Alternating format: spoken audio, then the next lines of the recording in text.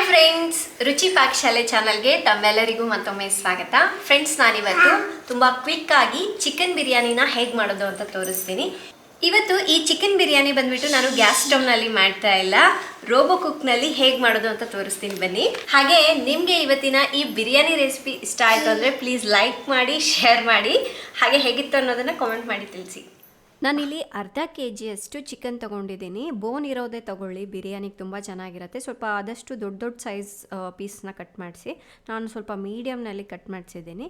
ಇದನ್ನು ಒಂದು ಬೌಲ್ಗೆ ಹಾಕಿಬಿಟ್ಟು ಇದಕ್ಕೆ 1 ಟೀ ಸ್ಪೂನ್ನಷ್ಟು ಅಚ್ಕಾರದ ಪುಡಿ, ಅರ್ಧ ಟೀ ಸ್ಪೂನ್ನಷ್ಟು ಧನಿಯಾ ಪುಡಿ, ಹಾಗೆ ರುಚಿಗೆ ತಕ್ಕಷ್ಟು ಅಂದರೆ ಚಿಕನ್ಗೆ ಎಷ್ಟು ಬೇಕೋ ಅಷ್ಟು ಮಾತ್ರ ಉಪ್ಪನ್ನು ಹಾಕ್ತಾಯಿದ್ದೀನಿ.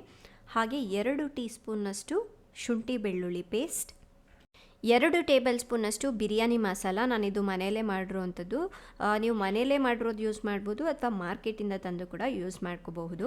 ಹಾಗೆ 1/4 ಟೀ ಸ್ಪೂನ್ನಷ್ಟು ಅರಿಶಿನ ಪುಡಿ, 2ರಿಂದ 3 ಹಸಿಮೆಣಸಿನ್ಕಾಯಿನ ಈ ರೀತಿ ಉದ್ದುದ್ದಕ್ಕೆ ಸೀಳ್ಬಿಟ್ಟು ಹಾಕಿ, 2 ದೊಡ್ಡ ಈರುಳ್ಳಿನ ಈ ರೀತಿ ಗೋಲ್ಡನ್ ಬ್ರೌನ್ ಕಲರ್ ಆಗೋವರೆಗೂ ಫ್ರೈ ಮಾಡ್ಕೊಂಡ್ಬಿಟ್ಟು ಹಾಕ್ತಾಯಿದ್ದೀನಿ. 1 ದೊಡ್ಡ ಟೊಮೆಟೊನ ಈ ರೀತಿ ದಪ್ಪಕ್ಕೆ ಕಟ್ ಮಾಡಿಬಿಟ್ಟು ಹಾಕ್ತಾಯಿದ್ದೀನಿ. ಜೊತೆಗೆ ನಿಮಗೆ ಬೇಕು ಅಂದರೆ 1 ನಿಂಬೆಹಣ್ಣಿನ ರಸವನ್ನು ಕೂಡ ಹಾಕ್ಕೋಬೋದು, ಬಟ್ ನಾನು ಹಾಕ್ತಾ ಇಲ್ಲ. 2 ಟೇಬಲ್ ಸ್ಪೂನಷ್ಟು ಕಟ್ ಮಾಡಿರೋ ಕೊತ್ತಂಬರಿ ಸೊಪ್ಪು, ಹಾಗೆ 2 ಟೇಬಲ್ ಸ್ಪೂನಷ್ಟು ಪುದೀನ ಎಲೆ, 2ರಿಂದ 3 ಟೇಬಲ್ ಸ್ಪೂನಷ್ಟು ಮೊಸರು ಹಾಕ್ತಾಯಿದ್ದೀನಿ. ನೀವು ಇದರ ಮೊಸರು ಬದಲಾಗಿ ಯೋಗರ್ಟನ್ನು ಕೂಡ ಬಳಸ್ಬೋದು, ತುಂಬ ಚೆನ್ನಾಗಿರುತ್ತೆ. 3 ಟೇಬಲ್ ಸ್ಪೂನಷ್ಟು ಎಣ್ಣೆನ ಹಾಕ್ತಾಯಿದ್ದೀನಿ. ಏಕೆಂದರೆ ನಾವು ಇದನ್ನು ಡೈರೆಕ್ಟಾಗಿ ಹಾಕಿಬಿಟ್ಟು ಕುದಿಸೋದ್ರಿಂದ ಎಲ್ಲವೂ ಈ ಪಾತ್ರೆಗೆ ಹಾಕಿ ಮ್ಯಾರಿನೇಟ್ ಮಾಡ್ಕೋತಾ ಇದ್ದೀನಿ. ಇದನ್ನು ಒಂದು ಸಲ ಮಿಕ್ಸ್ ಮಾಡ್ಕೊಳ್ಳಿ. ನಾವು ಮತ್ತೆ ಪಾತ್ರೆಗೆ ಹಾಕಿಬಿಟ್ಟು ಎಣ್ಣೆಯಲ್ಲಿ ಕುದಿಸ್ಬೇಕು ಆ ಥರ ಏನೂ ಇಲ್ಲ, ಸ್ವಲ್ಪ ಡಿಫ್ರೆಂಟ್ ಆಗಿರುತ್ತೆ, ಟ್ರೈ ಮಾಡಿ ನೋಡಿ. ಎಲ್ಲ ಕಲಸಾದ್ಮೇಲೆ ಒಂದು ಅರ್ಧ ಗಂಟೆನಾದರೂ ಮ್ಯಾರಿನೇಟ್ ಮಾಡಬೇಕು, ಆವಾಗಲೇ ಚೆನ್ನಾಗಿ ಉಪ್ಪು ಖಾರ ಎಲ್ಲ ಹಿಡಿಯುತ್ತೆ. ಅಥವಾ ನಿಮ್ಗೆ ಇನ್ನೂ ಜಾಸ್ತಿ ಟೈಮ್ ಇತ್ತು ಅಂದರೆ 1-2 ಅವರ್ಸ್ ಚೆನ್ನಾಗಿ ಮ್ಯಾರಿನೇಟ್ ಆಗ್ಲಿಕ್ಕೆ ಬಿಡಿ. ಈಗ ನಮ್ಮ ಮನೇಲಿರುವಂತಹ ಗ್ರೀಕ್ ರೋಬೋ ಕುಕ್ಕನ್ನು ತೋರಿಸ್ತೀನಿ ಬನ್ನಿ. ಇನ್ನು ಈ ರೋಬೋ ಕುಕ್ ಒಳಗಡೆ ಯಾವ ರೀತಿ ಆಗಿರುತ್ತೆ ಅಂತ ತೋರಿಸ್ತೀನಿ ನೋಡಿ. ಇದರ ಮುಚ್ಚುಳ ತೆಗೆದ್ರೆ ಈ ರೀತಿ ಇದರಲ್ಲಿ ಒಂದು ಪಾತ್ರೆ ಕೊಟ್ಟಿರ್ತಾರೆ. ಇದನ್ನು ಬಳಸ್ಕೊಂಡ್ಬಿಟ್ಟು ಆನಂತರ ಈಸಿಯಾಗಿ ವಾಶ್ ಮಾಡಿ ಎತ್ತಿಟ್ಕೋಬೋದು. ನಾವಿದನ್ನು ತುಂಬ ಈಸಿಯಾಗಿ ಮೇಂಟೈನ್ ಮಾಡ್ಬೋದು. ನೋಡಿದ್ರಲ್ವ, ಇಲ್ಲಿ ಮೆಜರ್ಮೆಂಟ್ ಕೂಡ ಕೊಟ್ಟಿರ್ತಾರೆ. ಆ್ಯಂಡ್ ಇನ್ನು ಇದನ್ನು ಯೂಸ್ ಮಾಡೋದು ಕೂಡ ತುಂಬಾ ಈಸಿ ಆಗಿರುತ್ತೆ.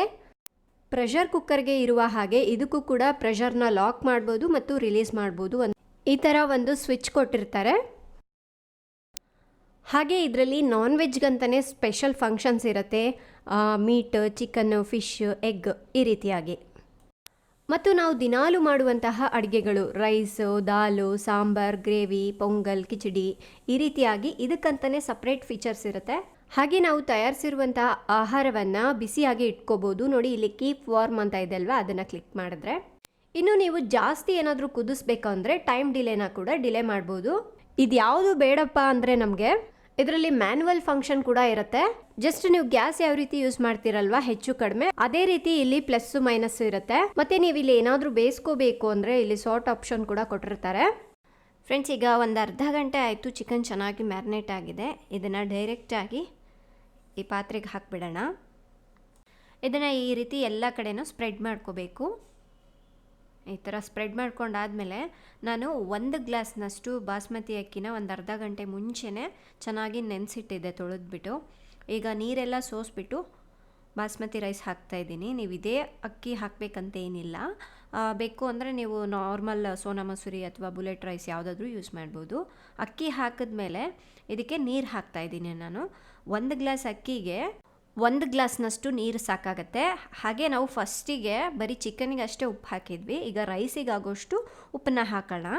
ಆನಂತರ ರೈಸ್ನ ಈ ರೀತಿ ಜಸ್ಟ್ ಲೈಟಾಗಿ ಎಲ್ಲ ಕಡೆನೂ ಸ್ಪ್ರೆಡ್ ಮಾಡಬೇಕಷ್ಟೇ. ನಾನೇನು ಮಿಕ್ಸ್ ಮಾಡ್ತಾಯಿಲ್ಲ. ಈಗ ಲಿಡ್ನ ಕ್ಲೋಸ್ ಮಾಡೋಣ. ನೋಡಿ, ಲಿಡ್ ಹತ್ರ ಓಪನ್ ಕ್ಲೋಸ್ ಅಂತ ಇದೆ ಅಲ್ವಾ, ಅದನ್ನು ಕ್ಲೋಸ್ ಹತ್ರ ತರಬೇಕು. ನೋಡಿ, ಈಗ ಕ್ಲೋಸ್ ಆಗಿದೆ ಇದು. ಹಾಗೆ ನಮ್ಮ ಕುಕ್ಕರ್ಗೆ ಯಾವ ರೀತಿ ವಿಷಲ್ ಇರುತ್ತೋ ಅದೇ ರೀತಿ ಇದನ್ನು ಲಾಕ್ ಮಾಡಬೇಕು. ನೋಡಿ, ತೋರಿಸ್ತೀನಿ. ಇದನ್ನು ಕೆಳಗೆ ಮಾಡಿದ್ರೆ ಈ ಥರ ಲಾಕ್ ಆಗುತ್ತೆ. ಲಿಡ್ ಕ್ಲೋಸ್ ಮಾಡಿದ್ಮೇಲೆ ಇದನ್ನು ನೋಡ್ಕೋಬೇಕು ಒಂದ್ಸಲ. ಅದಾದಮೇಲೆ ನೋಡಿ, ಈಗ ಆನ್ ಮಾಡ್ತಾ ಇದ್ದೀನಿ. ಇವತ್ತು ಚಿಕನ್ ಬಿರಿಯಾನಿ ಮಾಡ್ತಾ ಇರೋದ್ರಿಂದ ನಾನು ಬಿರಿಯಾನಿನ ಸೆಟ್ ಮಾಡಿಬಿಟ್ಟು ಇಲ್ಲಿ ಮೀಡಿಯಮ್, ನಾರ್ಮಲ್, ಕ್ವಿಕ್ ಅಂತ ಇರುತ್ತೆ, ನಾನು ಮೀಡಿಯಮ್ ಇಟ್ಕೊಂಡಿದ್ದೀನಿ. ಅಥವಾ ನೀವು ನಾರ್ಮಲ್ ಕುಕ್ನಲ್ಲಿ ಬೇಕು ಅಂದರೂ ಕೂಡ ನೀವು ಪ್ಲಸ್ ಮೈನಸ್ ಯೂಸ್ ಮಾಡಿಕೊಂಡು ಮಾಡ್ಬೋದು. ಈಗ ಆಟೋಮೆಟಿಕ್ಕಾಗಿ ಅದೇ ಟೈಮ್ ಸೆಟ್ ಮಾಡ್ಕೊಳ್ಳುತ್ತೆ ನೋಡಿ. ಈಗ 13 ಮಿನಿಟ್ಸಲ್ಲಿ ನಮಗೆ ಬಿರಿಯಾನಿ ರೆಡಿ ಆಗುತ್ತೆ. 13 ನಿಮಿಷ ಆದಮೇಲೆ ಈಗ ನಮಗೆ ಬೀಪ್ ಸೌಂಡ್ ಕೇಳಿಸತ್ತೆ. ಸೊ ಅವಾಗ ರೆಡಿ ಆಗಿದೆ ಅಂತ.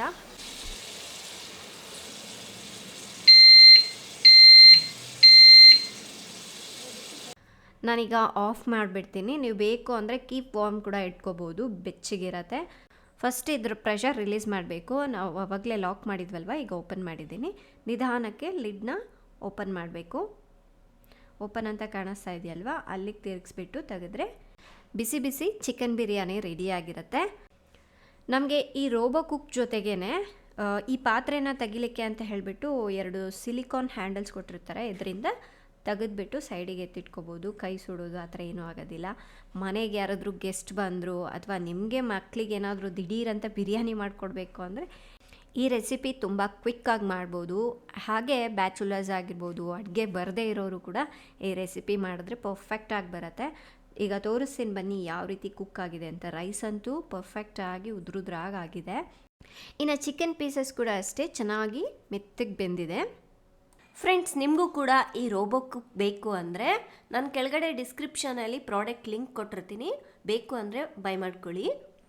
ನೋಡಿದ್ರಲ್ವಾ ಫ್ರೆಂಡ್ಸ್, ತುಂಬ ಕ್ವಿಕ್ ಆ್ಯಂಡ್ ಈಸಿಯಾಗಿ ಚಿಕನ್ ಬಿರಿಯಾನಿನ ಯಾವ ರೀತಿಯಾಗಿ ಮಾಡೋದು ಅಂತ. ಒಂದ್ಸಲ ಈ ಮೆಥಡ್ನಲ್ಲಿ ಟ್ರೈ ಮಾಡಿ ನೋಡಿ. ತುಂಬ ಬೇಗನೂ ಆಗುತ್ತೆ ಆ್ಯಂಡ್ ತುಂಬ ಟೇಸ್ಟಿಯಾಗೂ ಇರುತ್ತೆ. ಎಲ್ರಿಗೂ ಇಷ್ಟ ಆಗುತ್ತೆ. ಆ್ಯಂಡ್ ಇವತ್ತಿನ ರೆಸಿಪಿ ಇಷ್ಟೇ. ತಮ್ಮೆಲ್ಲರಿಗೂ ಈ ರೆಸಿಪಿ ಇಷ್ಟ ಆದರೆ ಪ್ಲೀಸ್ ಲೈಕ್ ಮಾಡಿ, ಶೇರ್ ಮಾಡಿ. ನಾಳೆ ಇನ್ನೊಂದು ಹೊಸ ರೆಸಿಪಿಯೊಂದಿಗೆ ಮತ್ತೆ ಸಿಗ್ತೀನಿ. ಅಲ್ಲಿವರೆಗೂ ಟೇಕ್ ಕೇರ್. ಬಾಯ್ ಬಾಯ್.